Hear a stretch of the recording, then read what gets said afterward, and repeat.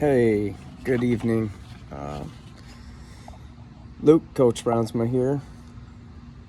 Just wanted to say thank you to your father who asked me to participate in the 5 Marks of a Man book.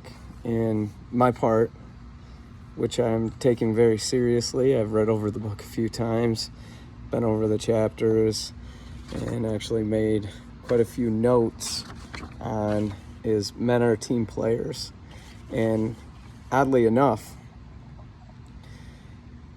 men are team players really hit me at home. And so it was kind of a learning thing for me to go through here. And so I'm just going to kind of go through the chapter and kind of bring it to life and how it's affected me throughout the years. And hopefully it does it justice, because you mean a lot to me, your family means a lot to me, and I look forward to continuing to grow. But first and foremost, I want to say that God is the number one player in my life, and my faith is everything. If you don't have faith, then to me you don't have anything. So I am taking this absolutely serious. So in the chapter, it talked about boys versus men, and I really like how they laid that out. And the very first part of this chapter actually was the part that really opened my eyes the most. And that was when it talked about boys are lone wolves, and men actually run in packs. And I say this because I always thought that being a leader meant that sometimes you are, or a lot of the times you're going to be in your own opinion, and perhaps you have to be comfortable with being alone.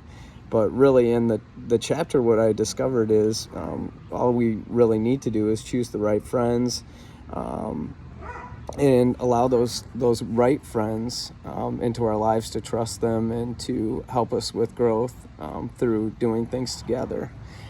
And part of in that little sequence, or in those paragraphs, I learned how life can become pretty isolated at times if we don't really watch out for that. And for me, my darkest moments, I was luckily had 2 really good friends that brought me out of those.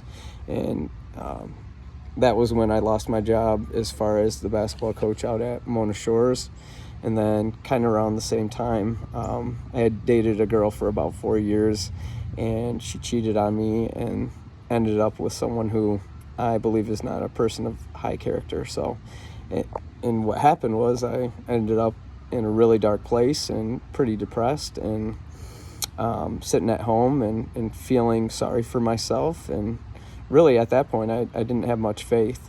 And so I was kind of like the wolf that was like by itself. Wolf by itself can't really hunt very well.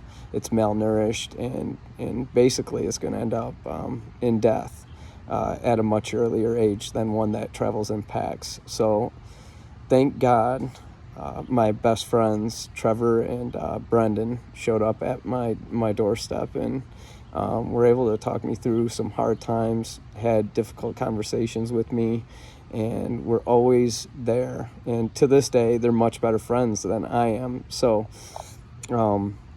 Brendan especially, he's the type of person who was the leader of our group, and he's always a connector, and he really reaches out. So this part of the chapter really opened my eyes to be better with that. And again, I don't claim to be perfect. I'm always going to fall short of God's glory. The second part was boys are passive and men are active. This, in my life, is the coaching part. I really like the coaching part because it allows me to keep active. I'm out and about, and I'm around you younger gentlemen and boys who are growing into young men. And it's a real positive because you get to see changes in the kids. And quite honestly, I learn things from you guys daily. I make mistakes every single day, but as long as I have, if I have that group around me and I have my faith in God, it's always going to be good. another thing to look at is when you're active, you're fully involved. And I really enjoyed, there was a quote where somebody asked a soldier who was finished with their duty, and I think the duty was in Afghanistan, which was a really gnarly thing, like not good at all. It was a lot of blood, a lot of guts, and to be a soldier, it takes a special kind of person. But it talked about, this person asked, what do you miss most about being a soldier? And this person actually said, I miss all of it. And it kind of opened my eyes. But then when you go back and think about it, when you go through all that training, and you're constantly together, eating, drinking, sleeping, what you're doing is you're building bonds. And that's why becoming a team, becoming one, is super important. We crave that as human beings. So for me, another source of activity, so like-minded activities, for me it would be basketball.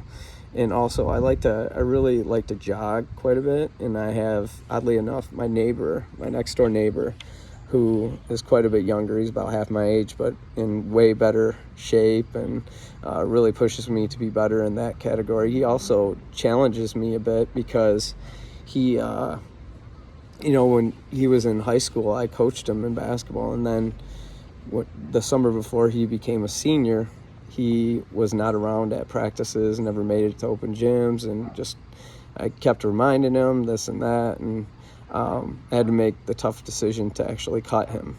And that was pretty tough because he's a neighbor and someone who I really care about. But going back, would I do things different?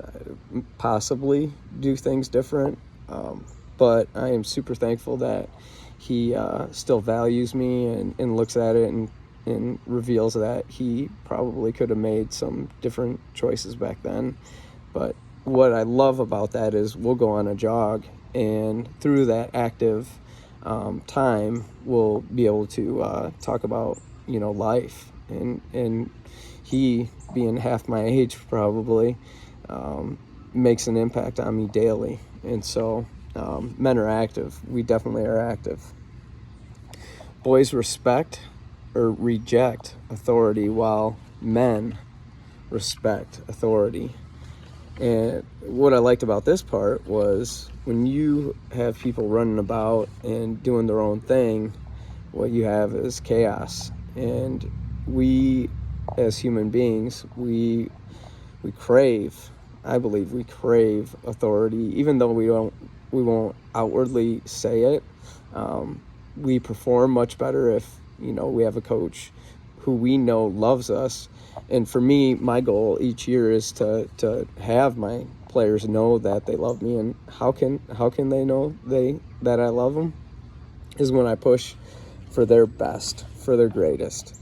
And what I mean by that is I literally love them. So, and as you know, when you're loved, it's not all about sunshine and rainbows. It's about hard conversations. It's about showing that you care, pushing for that player to become what they've never been before. And the coach, they can see where that player can go before they can. And so to me, it's really important to respect authority. I know, in your walk of life, it's going to be those teachers, those principals, those coaches in other sports, and it's going to all be about your, relationships with them. Do you go up to your teachers and say, how are you doing each day? It's simple acts like that that build relationships with them and proves to be helpful throughout your daily life. And it kind of really starts right there at the school. So then it goes, boys hold back emotional expression while men are affectionate. And in my life, my own father has a real tough time with this. And I can tell you, to this day, it was his birthday today. He's 67 years old. And I do it over and over because my mother's pretty good about this. She's really good with emotion, and she's good with showing emotion. And My own father has never said that he loves me, and just in words, but those words mean something to me, and it's not because he doesn't love me. It's because he just doesn't, he has a hard time saying it. And so I actually, in a funny way, I'll bring it up. Like every time I leave, I tell him I love him. And I feel like maybe he has said it once, which really surprised me. Not because he doesn't love me, but because we have a hard time saying it as men. We're supposed to be the tough people. Really, to me, love is tough. But in our walk of life, love is the word, and to me, when I hear the word affectionate, it is love. So like, to me, I love God first. I love family. I love, people that I'm surrounded by. I'm lucky to be surrounded by. I love all the students that I get to teach each year. I love the players. I try to make it a point to love thy neighbor, right? Even those who have, especially those who have wronged me, that's what I really need to get better at, and not hold grudges.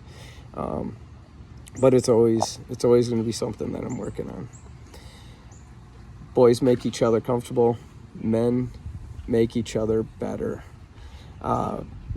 This is like, so for me, my best players have always been the ones who are the best teammates. And in a way, it's kind of like having trust for one another.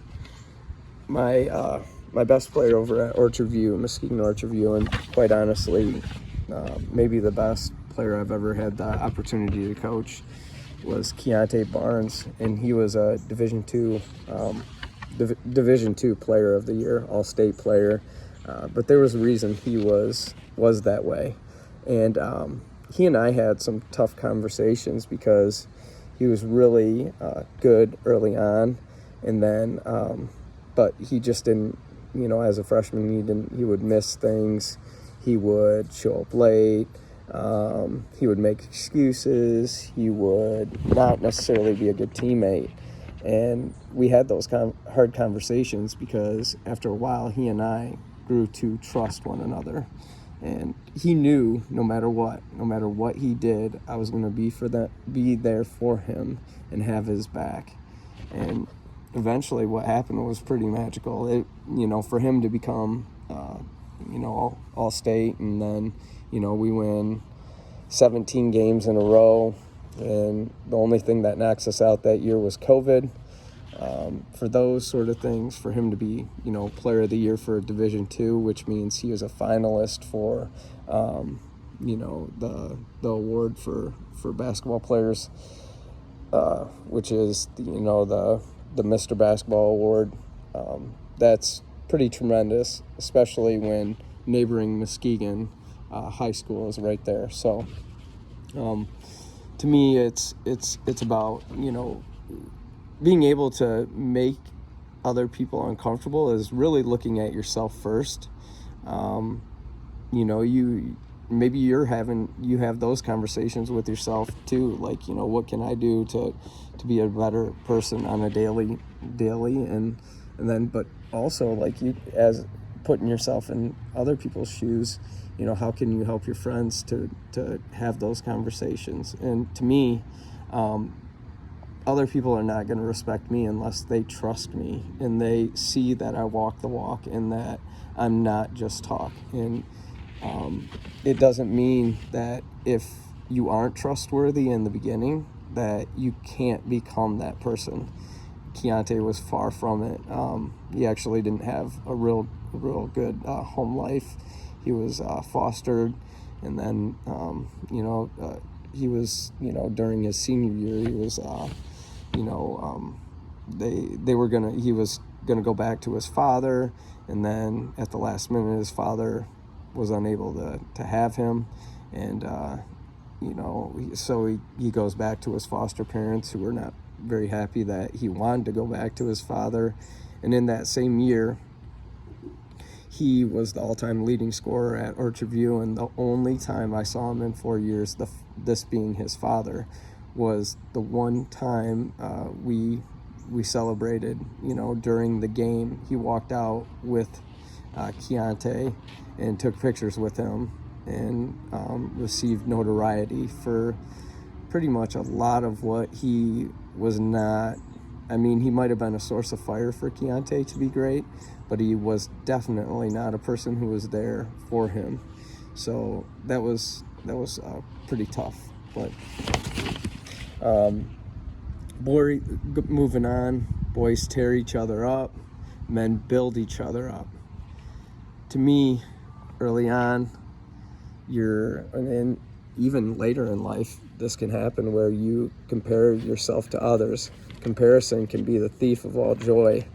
Whereas, like my best friend, to this day, his name is Brendan, who I mentioned earlier.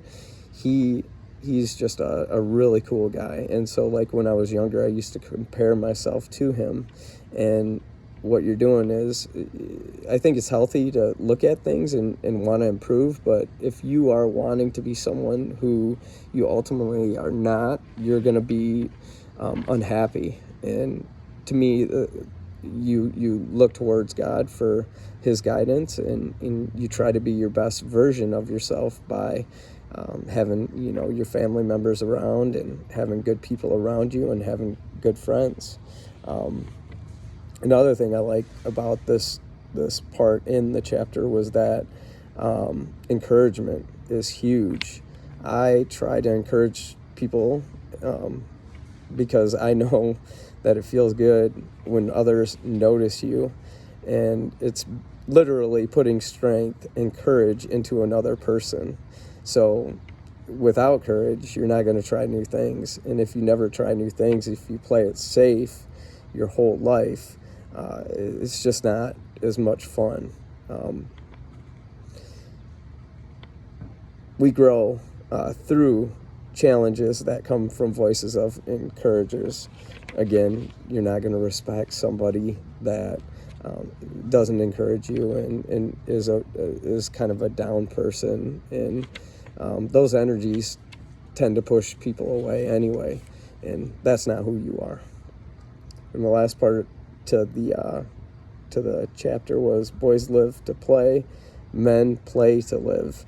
And again, I'm telling you, this chapter was really meant for me, I think, too, because I don't do a lot of this. In fact, I'm awful with just taking time to be with guys and, other like-minded people, away from my family, really.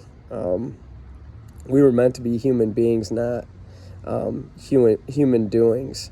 And a lot of time I'll find myself doing things, and it doesn't really help with the battery. So, like, human doing would be like me looking at work constantly and thinking I need to be at work all the time. It's, with basketball, I am a little proud of this, in that I went from, I think we were like 5 days a week last summer to 3. I do a lot of things that are intentional with my family, but I'm not intentionally really good about reaching out to friends and building new friendships that'll ultimately be helpful to me and my family. What I love about this too is the word recreation. The author used, it's like recreation, and by playing, it replenishes our power, our heart, our mind, and our soul. What I look at too is, and the reason why I like to jog and be active is, those chemicals inside your body, they are very upbringing. I don't like to jog really at all. But I do it because I know how good it is for me, how good it is as far as my body and soul. So, but I definitely could do a lot better with that. I have gone hunting, turkey hunting one time, and I didn't hold a gun or anything, but I watched a good friend of mine go through the process of turkey hunting, and really I felt it was awesome. Right at the beginning, I took a wrong step, and so my foot went into like this muck hole, and I was freezing right from the beginning. But to me, it was all about, I wanted to see what all this hunting was about. I had never been hunting before, and it's pretty cool to try something new. But I just want to go back to the beginning and just say, I am a firm, all the way in believer of things happen for a reason, and I am completely honored that your father would have me speak a little bit about this chapter on becoming a man. It is a process. Life is not easy, but it's well worth it, and it's much more fulfilling. Well, number one, you always got to have God and you got to have your faith, but if you surround yourself by good people, if you make that effort, it's much more fulfilling. Day to day is much more fulfilling. And kind of bringing it back to, like, the reason I ended up at Hart for basketball was because your principal, your now current principal, Troy Moran at the high school, he was the guy who made the phone call to me. We had been friends before, and he reached out to me, and I am proud that I took that chance to go out to Hart, because a lot of wonderful people, a lot of wonderful relationships, and if I did not go out there, if I hadn't had that friendship with Troy, who I really